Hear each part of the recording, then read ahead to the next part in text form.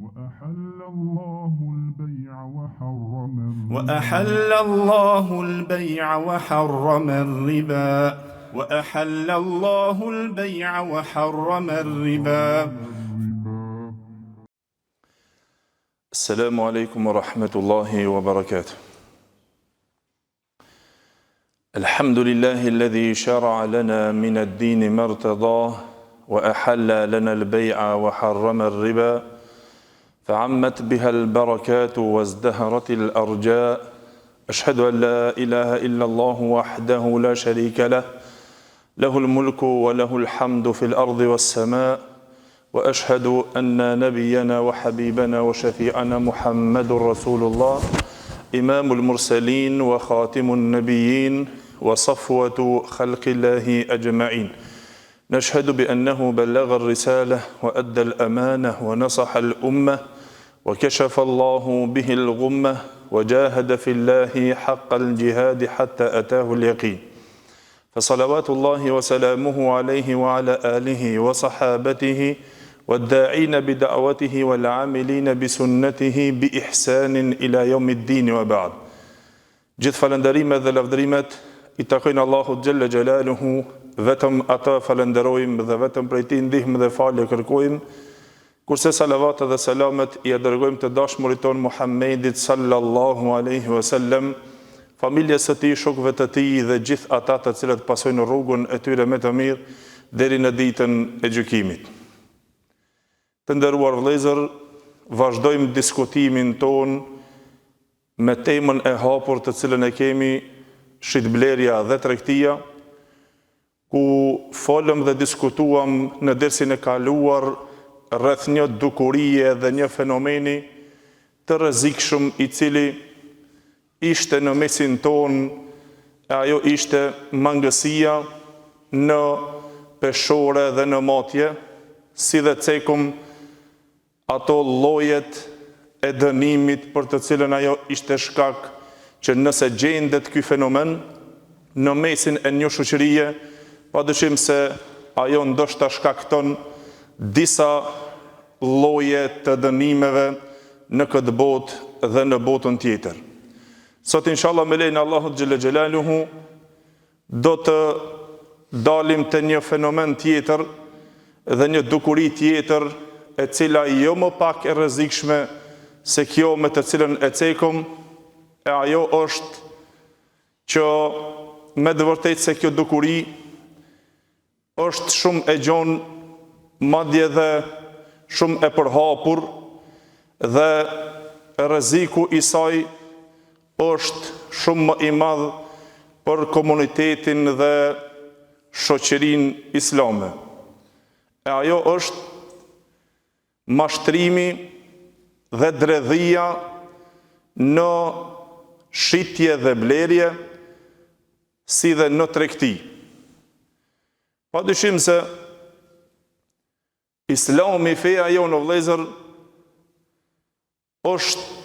ajo fe e cila e ka ndaluar domin dhe dëmtimin në gjitha aspektet të cilat ju kanoset njerëzimit dhe shoqërisë. Ka ndaluar domin dhe dukurin e cila është me të vërtetë se tradhtia, mashtrimi në fushën e tregtisë dhe të shitblerjes është një fenomen I rrezikshëm me të cilën këtë dëmtim Islami e ka llogaritur gjithashtu edhe nga objektivat sheriatike. Qëllimet sheriatike, largimin e dëmtimit edhe eliminimin e saj nga shoqëria është një qëllim dhe një objektiv sheriatike, si dhe është një rregull nga rregullat e mëdha të saja, e cila është mbrojtja e shoqërisë nga rreziqet. Dhe mu për atë, pejgamberi sallallahu alaihi wasallam o vëllezër, në një hadith I cili është gjithë përfshirës, por është I fuqishëm dhe I shkurt, për të cilën pejgamberi sallallahu alaihi wasallam tha, duke I përmbledhur të gjitha dëmet dhe llojet e dëmeve dhe dëmtimeve të cilët mund të kanosen në shoqëri, sado që të jenë ato, i përfshin në ndalesën edhe largimin e këtyre dëmeve dhe dëmtimeve, ku pejgamberi sallallahu alaihi wasallam tha në hadithin të cilën e transmeton Hakimin Mustadrekun e tij nga Ebu Said al-Khudri radhiyallahu anhu, si dhe Ibn Majah nga Ibn Abbas radhiyallahu anhuma, ku thanë se pejgamberi sallallahu alaihi wasallam ka thonë: la darara wala dirar, nuk ka dëm e as dëmtim. Nuk ka dëm që ti të bësh dëm që ajo vetvetes tënde, dhe nuk ka dëmtim që ti ta dëmtojsh dikan. As ti bësh dëm vetvetit tënd, e as ti bësh dëm dikujt tjetër. Dhe se padyshim se çështja më problematike është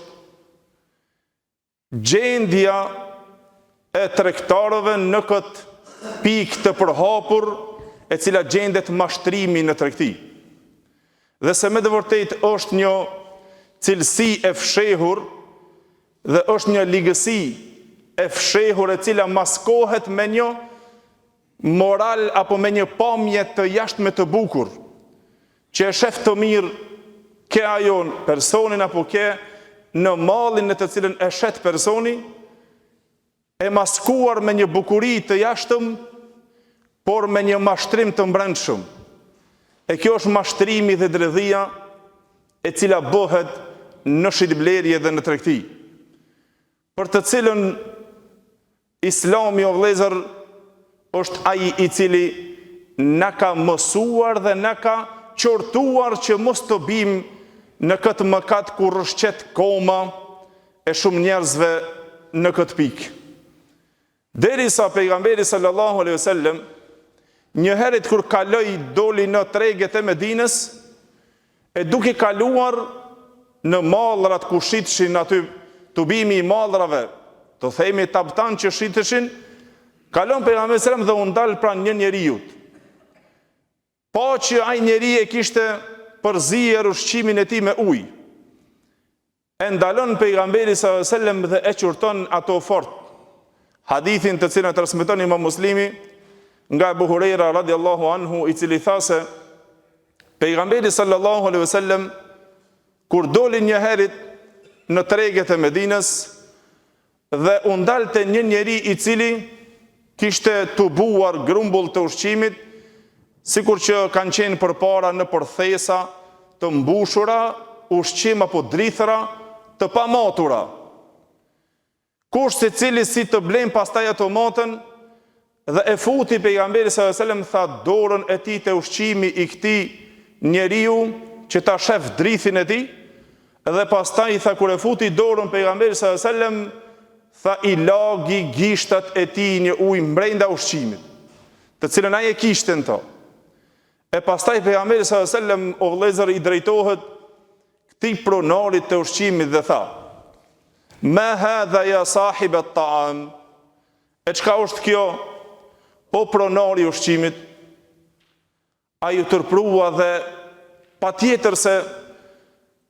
ky fenomen edhe në mesin ton, kur ti thuash dikuj se pse kështu është e kalbur mrenda,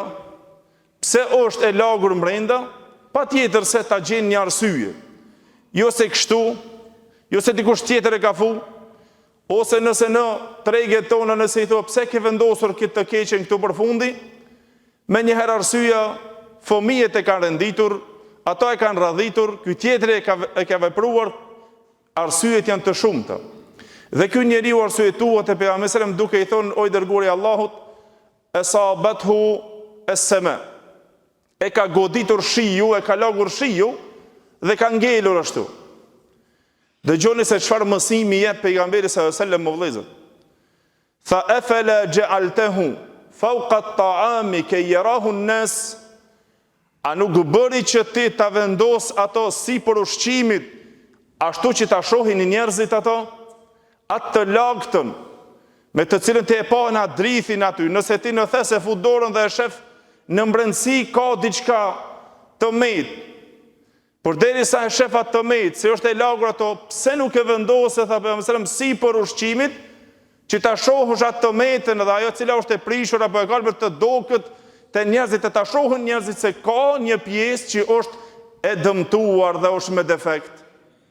Për atë pastaj pejgamberi sallallahu alajhi wasallam me tha hadithin e njohur të cilën e keni dëgjuar të gjithë, tha men ghasha falaysa minni. Kushdo i cili mashtron dhe dredhon, tha pejgamberi sallallahu alajhi wasallam, nuk është nga unë. Me një transmetim tjetër të Imam Muslimi, tha pejgamberi sallallahu alajhi wasallam, men ghashana falaysa minna, e kushdo i cili mashtron, tha nuk është nga ne. Kush mashtron, kush bën dredhia, nuk është nga ne. Para mendova vëllezër, kjo është një fenomen shumë i gjerë që pejgamberi sallallahu alajhi wasallam e jep këtë fjalë të fuqishme, e cila është me të vërtetë një këshill e madhe, me fjalë gjithëpërfshirëse, me udhëzim të fuqishëm, për të na dhuruar neve udhëzimin e pastër që të bëhesh si një tregtar musliman i drejtë. Për arsye se mashtrimi dhe dredhia në fushën e tregtisë është e madhe shumë dhe është e gjerë shumë, sa që në to bëhen mëkate shumë edhe kanë rëshqitur shumë kombat e tregtarëve musliman që mashtrohet ai të mashtron në mallin e tij, në shitblerin e tij, si dhe ashtu ai bjen në këtë mëkat. Edhe se llojet e këtyre dëmeve të mëdha janë aq të shumta që nuk mund të i cekim të gjitha, mirë po si shkurt në këtë temë vëllezër është që pejgamberi sallallahu alajhi wasallam të ndalon që mos të bësh dëm as vetvetes as të dëmtojsh dikant tjetër. E mos të jesh nga ata të cilët ti nëpërmjet atij ushqimit të cilën ti e shet, atij mallit të cilën ti e shet, e të bëhesh shkak që ndoshta ta dëmtojsh dikant, e pastaj edhe të dëmtojsh dhe vetveten tënde, për arsye se me të vërtetë është një dukuri e cila ekziston në mesin ton, në mesin e shoqërisë edhe në tregti dhe në shitblerjen e tregtarëve musliman, ku duhet që të ketë kujdes në këtë pikë shumë. Edhe ajo më e keqe dhe më e vështira është që në kohën tonë, për fat të keq, dredhin dhe mashtrimin, intrigën të cilën e bën në shitblerje, e llogarisin për fat keq aftësi, dhe e llogarit i zgjuar dhe zgjuesi që ai e bëri si e bëri dyqysh dhe e shiti mallin e tij. Kjo për fat të keq, llogaritet zgjuesi që ti të mashtrosh, e ti të gënjesh, e ti të tradhtosh e të shesësh mallin tënd me dredhi, kjo me të vërtetë se është problematike o vëllezër. Allahu xhelle xhelaluhu në Kur'an na ka tërhequr vërejtjen duke i thirrur ata të cilët kanë besuar e duke ju thonë: Ja ayyuhalladhina amanu la ta'kulu amwalakum bainakum bil batili illa an takuna tijaratan an taradin minkum. O ju që keni besuar, mos e hani mallin e njëri tjetrit, tha Allahu xhelle xhelaluhu, pasurinë e njëri tjetrit pa hak dhe pa të drejtë. Përveç nëse është tregti në mes pajtimit të dy palëve. Ka bërë tregti në mes pajtimit të dy palëve, është në rregull. Për ndryshe, je futur ndoshta në këtë kërcënim me të cilën pejgamberi Allahut tha kushdo i cili mashtron edhe ai bën dredhije në mallin e tij, ai nuk është nga ne. Gjithashtu vëllezër, nuk i lejohet një muslimanit që ai ta shet një mall vllavit vet musliman e të ketë në ta të meta, të ketë defekte. Hadithin të cilën e transmeton Ibn Majah dhe Imam Ahmedi nga Uqbet ibn Amir radiallahu anhu, i cili tha se pejgamberi sallallahu alajhi wasallam ka thënë: El muslimu akhul muslim. Besimtari është vllavi i besimtarit. La yahillu li muslimin ba'a min akhihi bay'an fihi aibun illa bayyanahu lah. Tha nuk i takon dhe nuk i lejohet një muslimonit që t'ja shet ndonjë mall një vllavit të tij musliman që ka në to tëmet apo ka defekt, pa ja treguar atij defektin, pa ja treguar atij tëmetën në të cilën gjendet në to. M'fal, ky është malli, po ka të im, ka të prishur, fal, ky është kerri, ky është automjeti, po e ka filan delin të prishur, e ka filan sendin të prishur, e kështu me radhë, duke ja sqaruar dhe duke ja treguar. Një muslimonit nuk i lejohet që t'ja fshef në shitblerjen e tij një vllavit të tij musliman. Ashtu që të arrish gradën me të cilën pejgamberi sallallahu alajhi wasallam, hadithin që transmeton Imam Tirmidhiu, i cili tha se at-tajiru as-saduqul amin ma'a an-nabiyyin was-siddiqin wash-shuhada. Tregtari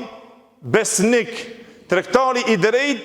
tha do të jetë me pejgamberët, me të devotshmit dhe me shahidat, dëshmorët në ditën e gjykimit. E të arrish këtë gradë të mirë, padyshim se duhesh të jesh nga ata tregtarët e sinqert, që ta largojsh këtë dukuri dhe këtë mëkat nga mesi i jonë dhe nga vetvetja jonë, që mos të dëmtojsh as veten tënde, po as ta dëmtojsh dhe të tjetrin me mashtrim dhe me dredhi në shitblerje. Si dhe pejgamberi sallallahu alajhi wasallam, hadithin të cilën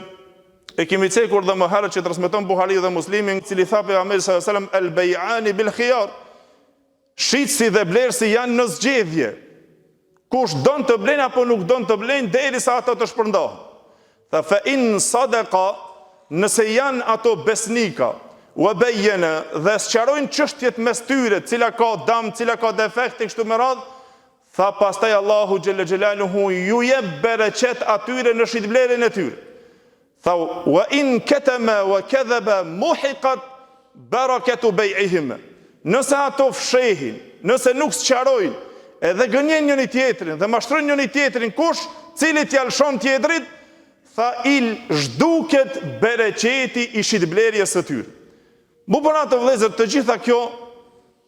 neve na bën të kuptojmë se kjo është një dukuri dhe një fenomen në mesin tonë, që me të vërtet ndoshta është bërë si një shkathësi se filani e shiti dhe kjo është më i mençur dhe din të shet, në fakt kjo është një emet, edhe me të vërtet është një dukuri dhe një mëkat që është mesin tonë, që na lutim Allahun xhelle xhelaluhu, që Allahu xhelle xhelaluhu ta largon këtë dukuri nga mesi jonë. Dhe lutim Allahun xhelle xhelaluhu që Allahu dhul xhelal ta pastron pasurinë tonë dhe të na bën të sinqert në shitblerje, e në shitjen dhe në fitimin e mallit tonë. Lutim Allahun xhelle xhelaluhu që Allahu të na drejton dhe të na udhëzon në rrugën e drejtë. Wa qulu qawli hadha wastaghfirullaha li wa lakum, alhamdulillahi rabbil alamin.